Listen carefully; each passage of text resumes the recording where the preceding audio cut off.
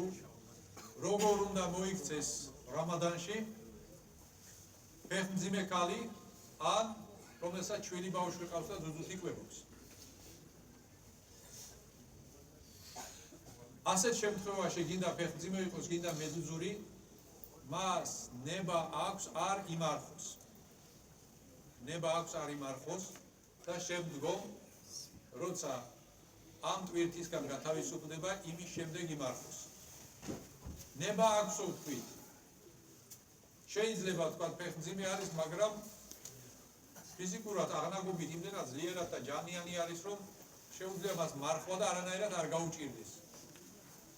რა თქმა უნდა, ამ საქმეში ექიმთან კონსულტაციაც მნიშვნელოვანია. ექიმი რას იტყვის? ყურანი კერიმში ალლაჰ სუბჰანაჰუ ვა თაალა ბრძანებს ფესელუ აჰლა ზიქრი ინ კუნტუმ ლა თაალამუნ. კითხეთ მცოდნეებს, იმ საქმის სპეციალისტებს, თუ კითხვენ არ იცოდეთ. ამ საქმის სპეციალისტი, რა თქმა უნდა, ექიმები არიან.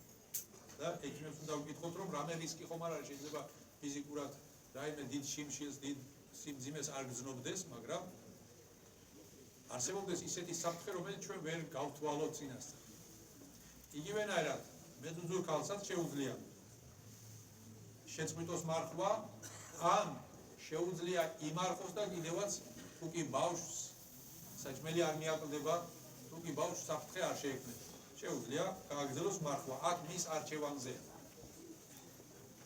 თავარი ის არის, რომ როგორი მას ეკნება.